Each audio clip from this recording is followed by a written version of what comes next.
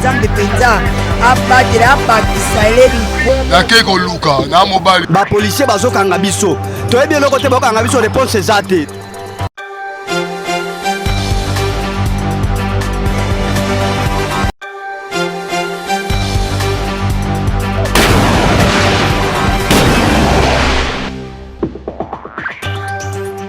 Esapweza na bisika nyonso bozwi baku ya kolanda Mag FM édition ya mokolo lelo yango ebandi mbote na bino.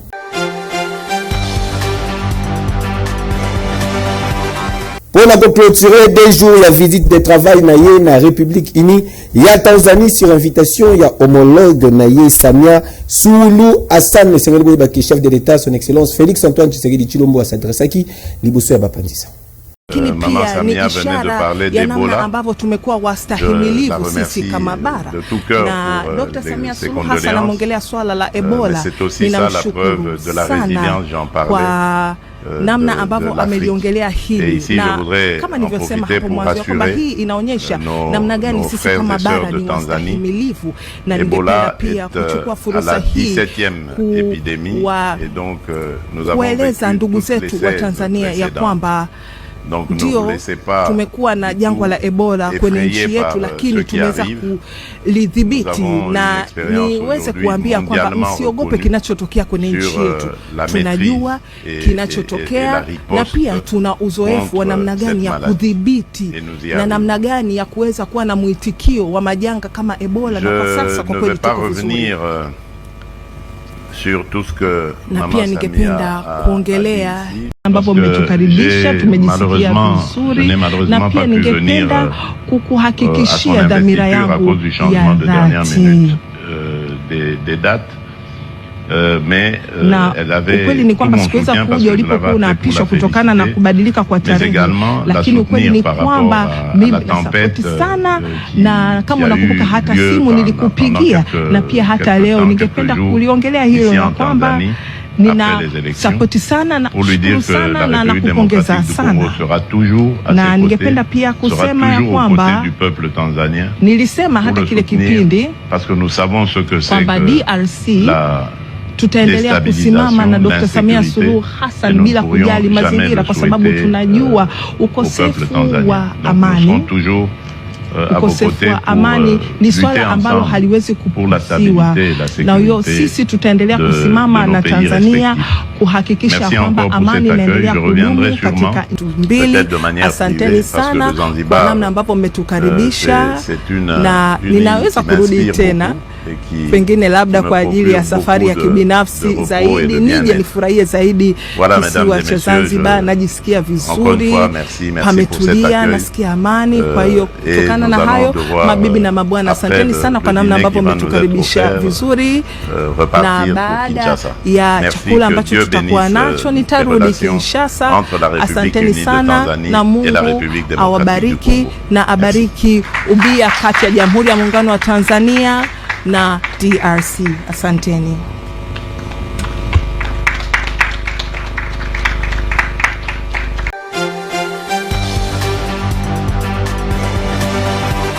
Affaire Mobondo Sengeli Boye Bake 596 personnes bazali transférées na Kanyama KCC 146 armes à feu zali récupérées pe ba remettre yango na vice-premier ministre ya défense zali bongo maloba ya ministre délégué chargé ya d'anciens combattants Eliezer Ntambwe.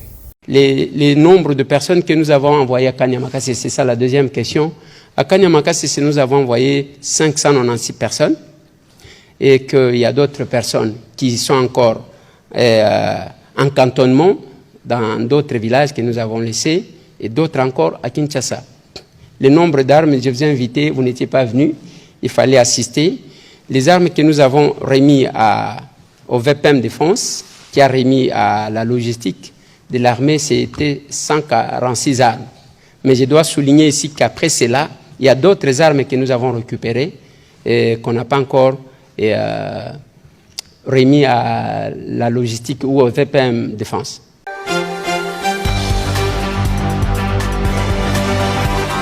De Depuis Belgique, Sikawapi Azali en séjour diplomatique, président Yaesido Martin Fayoulou Madidi Azali Kosenga na République démocratique du Congo va échanger na AFC M23 P Rwanda. Cela ne veut pas dire qu'ils ne sont plus, comment dire, ils ne défendent plus les intérêts du Rwanda. Le M23 c'est le Rwanda, vous le savez. Mais dans le M23 il y a des Congolais. Mais comment vous allez régler le problème si vous ne discutez pas avec eux? Vous devez même discuter avec le Rwanda. C'est comme ça que les cardinaux Ambongo et les révérends Bokundoa, quand ils ont pris leur bâton de pèlerin, ils ont fait le tour Angola et tout ça, ils sont partis voir le président du Rwanda. Tout le monde doit être vu et on a discuté avec tout le monde pour leur dire que monsieur, madame, vous faites ça, nous le savons. Vous devez arrêter.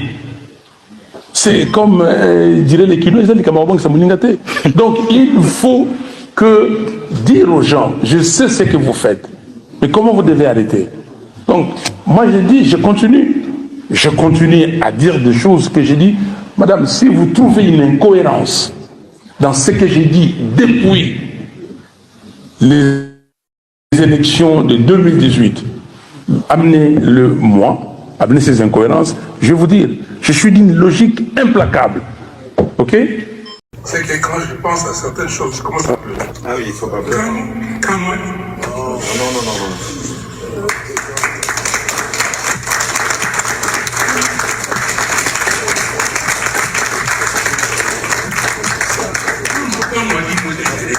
Non, la question, c'est pas lui.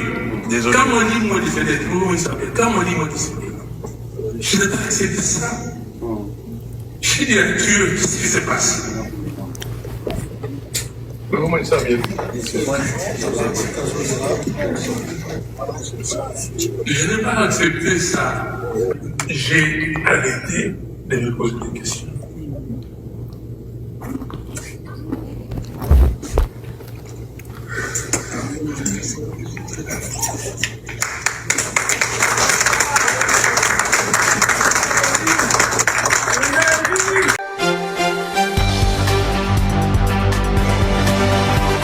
Alors la Kinshasa porte-parole du gouvernement Patrick Mouyaya atalisi ki ba o nyoso ba defendaka ba intérêt ya Rwanda ba ko participer na dialogue. Ensuite, vous avez les dialogues voulus par le président de la République. Le président de la République qui l'a toujours dit. Mais attention, nous voulons dialoguer ensemble pour créer un front commun contre l'agression.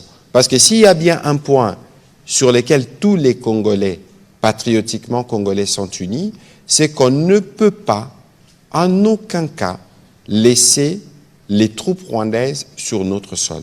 Nous avons une menace extérieure et pour traiter cette menace extérieure, on a besoin de tous les fils. Mais attention, on n'a pas besoin des fils complices, ou tout au moins, s'ils peuvent passer par la case repentance et suivre la voie tracée par les cardinals qui a nommément désigné l'ennemi, nous serons, nous, en possibilité de progresser. Parce qu'ici, l'objectif, justement, c'est de créer ces fronts intérieurs autour du rempart.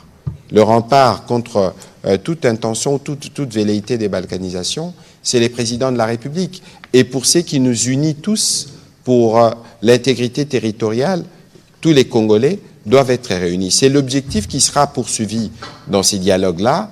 Évidemment, vous posez la question sur ceux qui ont pris des armes. On ne va peut-être pas anticiper sur ce qui ressortira des travaux préparatoires en cours, mais il y a un principe, c'est qu'il ne faudrait pas qu'il y ait un Congolais qui vienne siéger dans ces dialogues-là pour défendre les thèses du Rwanda, l'ennemi. On a besoin des Congolais patriotes qui viennent pour que nous discutions entre frères de ce qui peut être amélioré, de ce qui ne peut pas, de ce qui ne doit pas être fait, pour que nous puissions ensemble, au terme de ces discussions, avoir un bloc consolidé derrière les présidents de la République pour que nous puissions en finir avec cette agression. Parce que ne vous y trompez pas, nous aurions eu plus de routes, nous aurions eu plus d'écoles, nous aurions eu plus de centres de santé si nous n'avions pas la persistance de cette guerre. Et pour cette fois-ci, ça dure 30 ans et le président de la République a fait le choix que cela se termine une fois pour toutes. Je pense que tous les Congolais patriotiquement congolais sont de cet avis. Il y a des choses à régler, parce que je disais ici que l'inclusivité est un objectif. On va y travailler avec les confessions religieuses.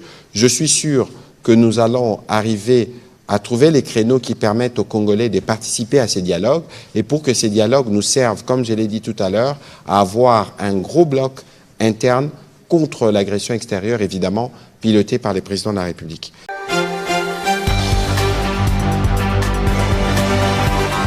Application d'orientation, il y a circulaire 002P003 et Sengel Boyebake, secrétaire général adjoint, il y a UDPS Tshisekedi Bizubu. Balola azali ko séjourner na Mwenedi tout aux adia na province Yalomami.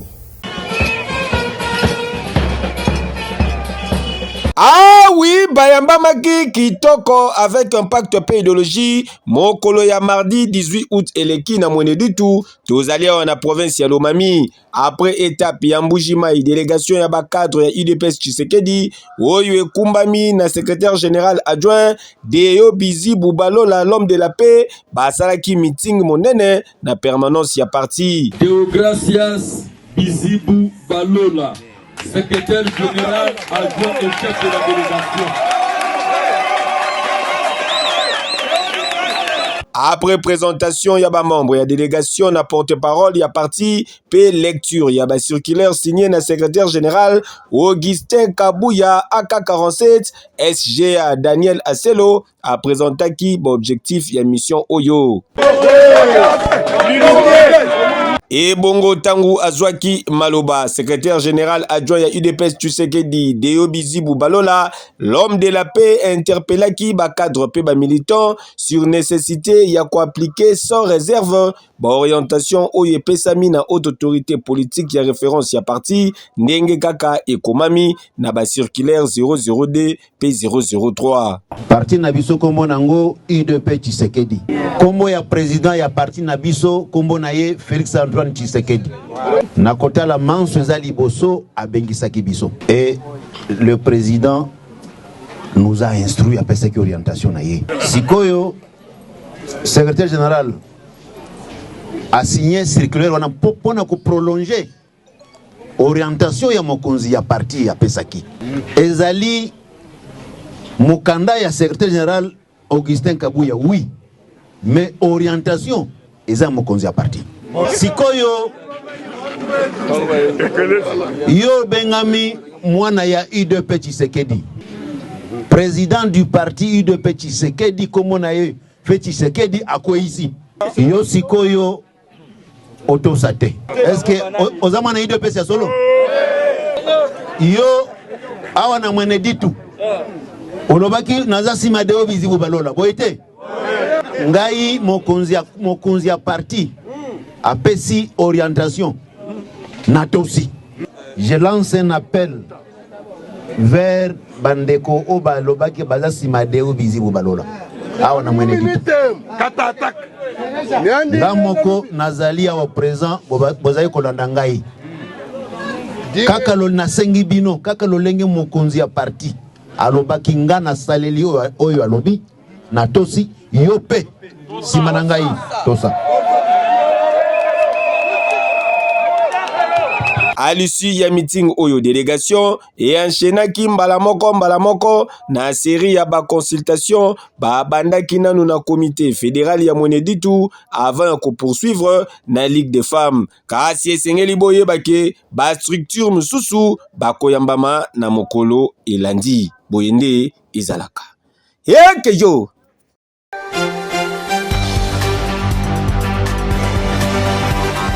Lutte contre cybercriminalité, trop c'est trop, ba TikToker pe ba YouTuber, bolekisi na ndenge ya kosakana te Firmin Mvonde, procureur près ya cour ya cassation à Betty Loboko na misa. Depuis un certain temps, na République démocratique du Congo, usage ya ba réseaux sociaux et commis marqué na ba série ya ba dérapage sika wapi, ba tout ebele ezala ba oyo ba yebana ezala pe ba oyo bayebana te bazali ko s'illustrer na ba propos moko ya ba mafinga oyo ezali ko viser batu ezali ko kota na ba vie privée ya batu voire même ba personnalité ya mboka bazali épargné te na yango procureur général près ya cour ya cassation Firmin Mvonde apesi instruction na ba officier ya police judiciaire baluka activement ba infraction oyo ezali prévu na code numérique. Invite à vous réveiller de votre torpeur.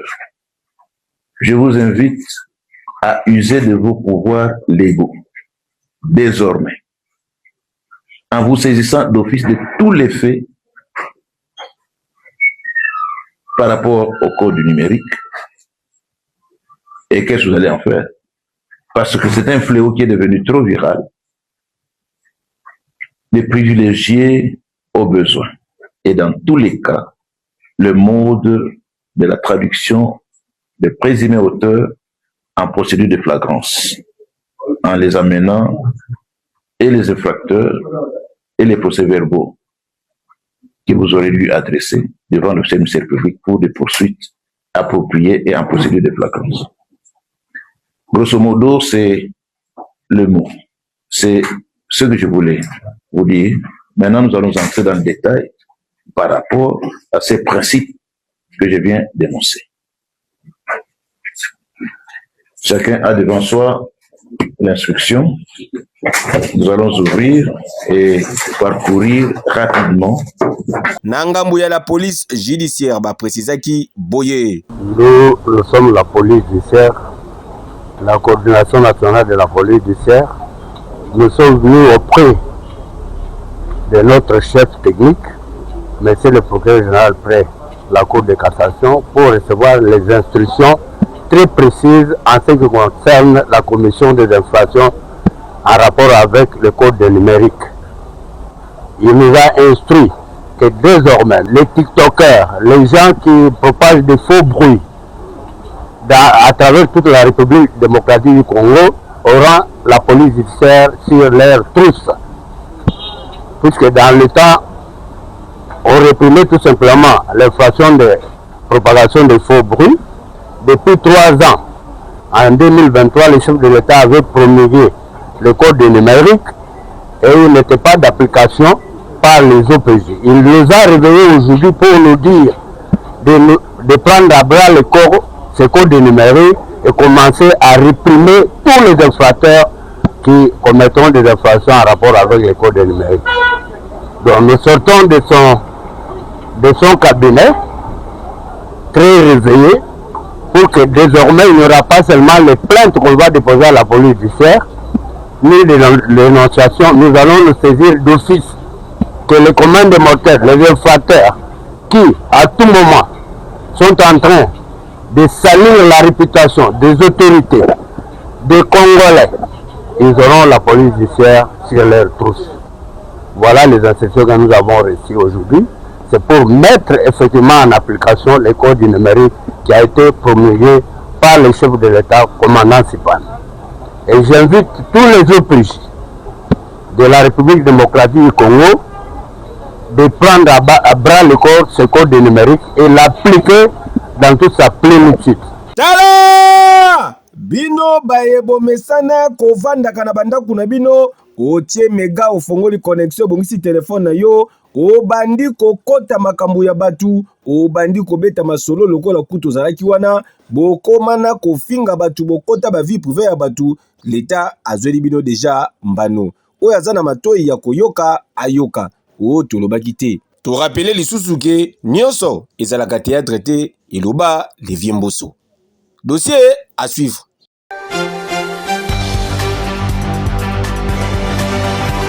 Lutte contre l'insécurité na commune Yantsele Bourgmestre Franck Kombo Nzola Meso a organisé qui échange entre les commandants et la police nationale congolaise en charge de la ville de Kinshasa, le général Israël Kantouba Kouloupé, chef de quartier. Mon général, je crois parmi les attributions d'un chef de quartier, celle de protéger la population et leurs biens à travers les soucis en place. Ils ont fait partie de l'Abisso. Mais le mal en est que doit se retrouver devant incompétence notoire. Quand je dis ça, parce que les commandants sous cette en place, parce que l'attribution à et je ne sais pas s'il y a des critères pour qu'un chef, pour qu'un commandant ait la commandant social. Nous travaillons pas en collaboration. Lorsqu'on dit nous devons faire fonctionner le comité local de sécurité dans le quartier Nabiso, et le mouvement de la commune nous instruit, il faut que par semaine, on se deux fois. Et on est en train de le faire. Quand on se et ça a des directives, des recommandations par rapport à la formation de ça.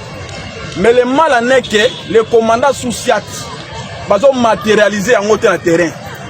C'est-à-dire, on est seigneur de la patrie. Parce que nous avons Belema na Boutou. Même dans Moï, et il y a quelques mètres à sous-siat. Commandant sous-siat, quand vous lui posez une question, qu'est-ce que vous faites ici? Elle doit arriver même pas à vous répondre. Pourquoi pas ça me pèse dans ma belé? La chef coutumier. On n'arrive plus à comprendre. En tant que l'État, on est là pour sécuriser la population. Mais apparemment, c'est comme si l'État, la population, au moment, c'est comme si l'État n'existait pas, n'existe plus. On ne sait pas on est où. Il y a même l'insuffisance. Vous arrivez dans un sous-sac parfois à élément la police, à comme vous manquez chef du quartier respect. Pourquoi? Parce que le monde est là qu'on a dénoncé. On nous a dit, la journée à samedi, la journée à salon.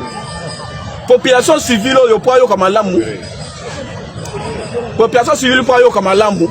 Et donc, c'est en même temps, ça là, n'amo appui. Il y a un élément la police. Mais aucun soit mesure. Balobi que dans l'unité, on a bilan au terrain balabala en prise à l'État. Au salon non circulé, au l'équici, au réservé copine à commandant social. Mais pendant la journée à samedi, commandant social comme il a eu sous le soir, bah 500 la journée à salon. Mais au moment où on a fait les magasins salité à Liboso naïe. 7 heures muta fongoli mais commandant social les gars belemane on a aloko timbongo. On arrive à comprendre. Est-ce que nous devons maintenant, nous les chefs de quartier, si on mando ou comment on est civil, on est l'autorité civile. C'est là où il y a des grands problèmes. Là où nous sommes, permanence, il y a élément la police, il y a tenue, ils étaient à terrain. Ma belle salle et ma kuna, le commandant sur la zone a des éléments on a. Bazo c'est la bien non awa moi des bâtons bazo bunda awa. On a quoi que n'imbangu soit kepe mbangu wana a musala musala ito côté. On a été remarquer ça. Permanence, il y a tenu, la terrain exalté. Mais vous allez remarquer qu'il y a un sous-siat là. Avec un commandant qui n'arrive même pas à se défendre. Comme chez moi là-bas, il faut que je vous dise la vérité. Il y a un centre. J'ai sollicité plusieurs fois qu'on puisse changer ce commandant de la police qui fait absolument rien. Jusque-là, il n'y a rien. Il n'y a aucune réaction. Donc c'est ça, mon général, s'il y a possibilité. Et puis, le commandant sous-siat pas tout, c'est pas ça qui fait moi valer la vie sous. Parce que dans l'autorité civile, nous méritons mon respect. Mais il y a des fois, tu dois sentir dans le terrain parce que je ne sais pas ce qui va être qui est l'autorité civile par rapport à ça. Merci, mon général, c'est le paix que j'avais.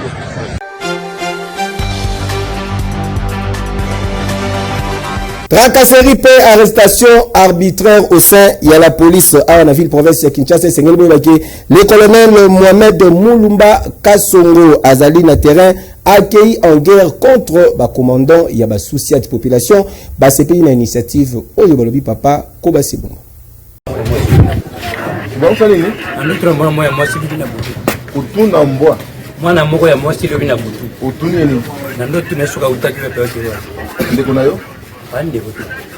Nemba kangiyo.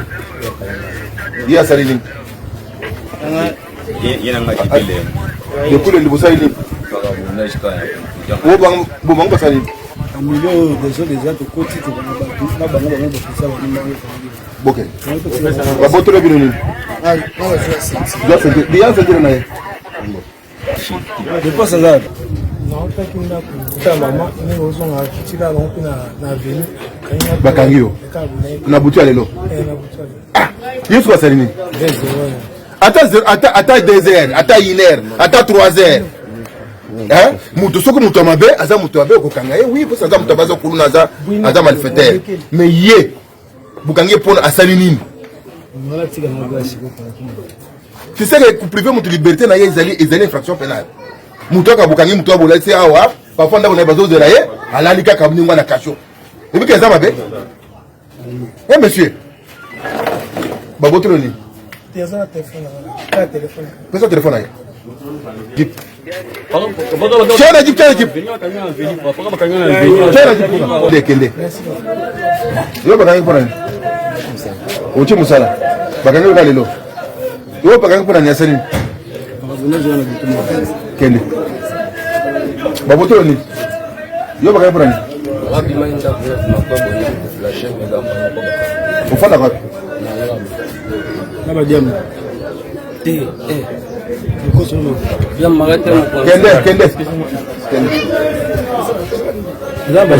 Azome.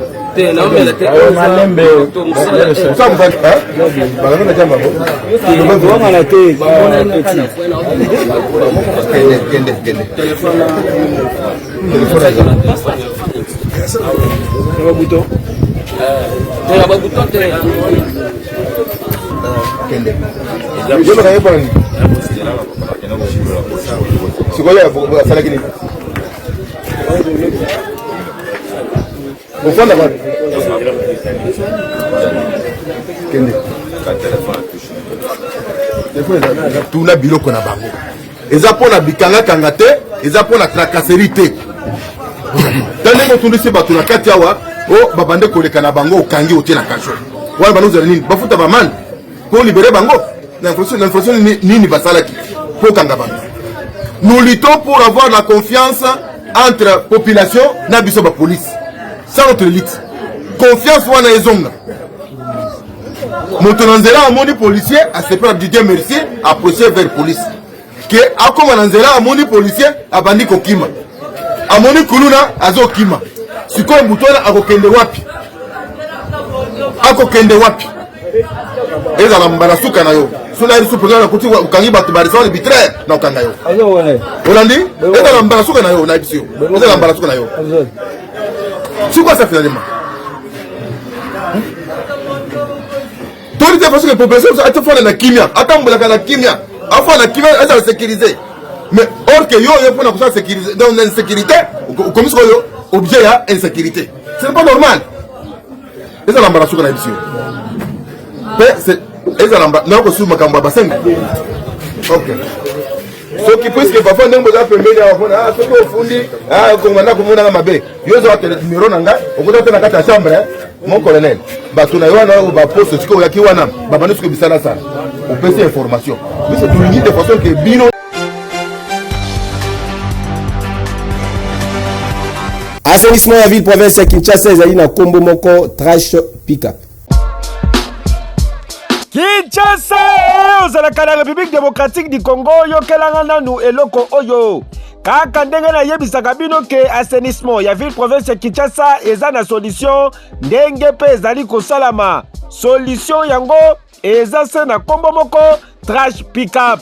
Trash pick-up SRL entreprise ya mwana mboka Alain Bolela le Donald Trump congolais ezali na ba matériel ya solo pe ba personnel qualifié pour na assainir bandaku na bino, ba entreprise na bino, ba millennials sobovandi pe pour na évacuation ya ba déchets.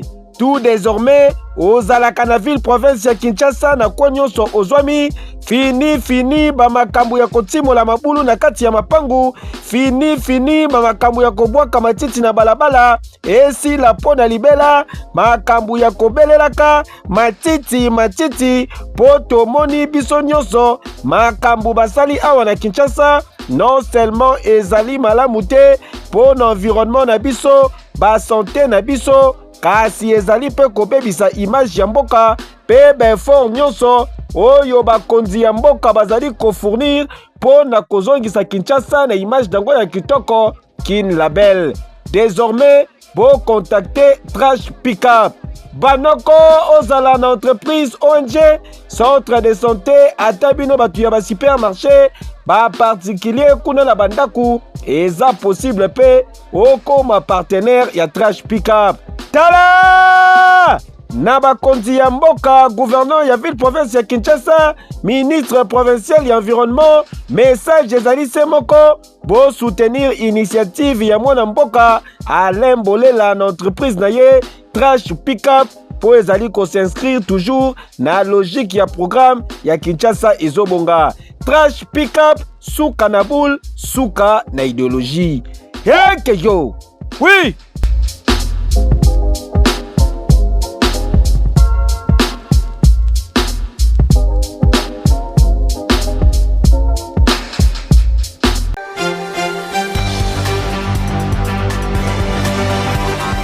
répartition du service national balancé appel na bakinois basali mise en garde pe ba réaffirmer détermination na bango pour contribuer na amélioration ya image ya ville province ya Kinshasa.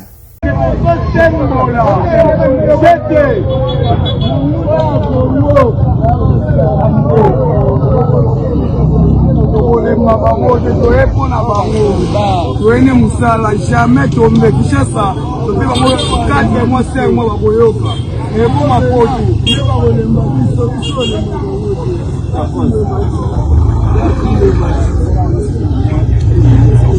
ouais ba big my story non ya si vous faites thématique pour passer ah si pour les autres états Rama toi ya soba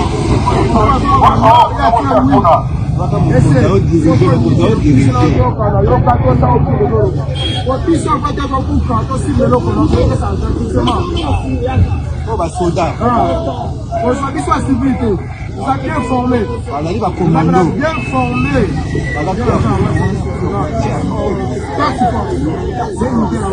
C'est pour ça que vous avez pour Samboka. Vous avez posé que Bana Mboka, après m'appeler le loso va pour Mboka. Na to na Mboka na hey. Le to comme là, le lo comme Mboka na go. Non. On va poser le lolo. Je vais avoir Samboka.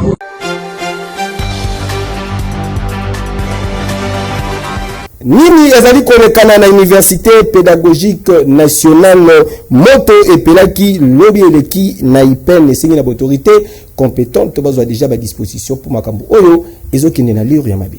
Dans le biboye biso ba combattant ya IDPS to teki pour atala kata université wa ti to sawa to yo kebisa mama ministre ya ici dans la mer on a intérêt ya Fati. Pour la bentera, il dépêche au peuple à Mbouméro là. On met ma ça c'est au bêta. To boy ba bloko wa vantiro. To moni arrêter mo ba lukuta ba limi mo banda. Ya ba ka sani mo to pela. To moni arrêter lukuta ba limi mo banda. Bo keba. Ah na IPEN au kosa biso déjà. To boy comité de gestion ça va combattre IDPS. Ça est Monica comité de gestion hier awa. Ba combattre IDPS bazate biso de lobi boye. Pona Fati, pona IDPS to bomana. Boete. Avant nommer batu na olingo nommer. Tala intérêt ba combattre boete. Keba arrêter wana. Oyo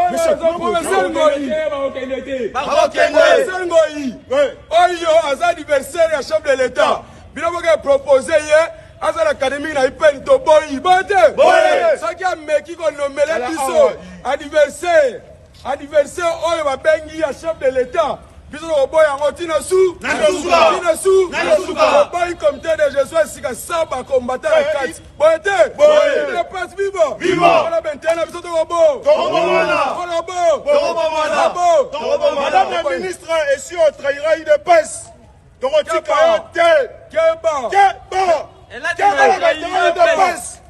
chef de l'État, on a IDPS au bon mana. Blague couteau, ça biso la fois dernière, ça insulté. Communauté ipenienne.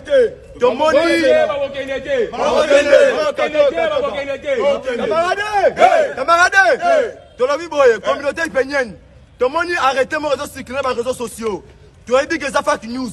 So que ça solo. Tu rebomana na IP. Tu rebomana ah. Donc est-ce que les réseaux sociaux arrêtez on est sur les réseaux sociaux et n'a pas été. Ça va être. Ça va être. Vous êtes les garants du temple. Viva. Viva. Dans la liste du Goraya. Liste du Goraya. Va bana ya Fatibe. Beto. Va bana ya Fatibe. Beto. Ce que ça mobile, ça va moi si maman ministre. Quand c'est la biso ka benemi, on a IPEN aux environs, par rebelle chef de l'État, M23 nyoso, comité de gestion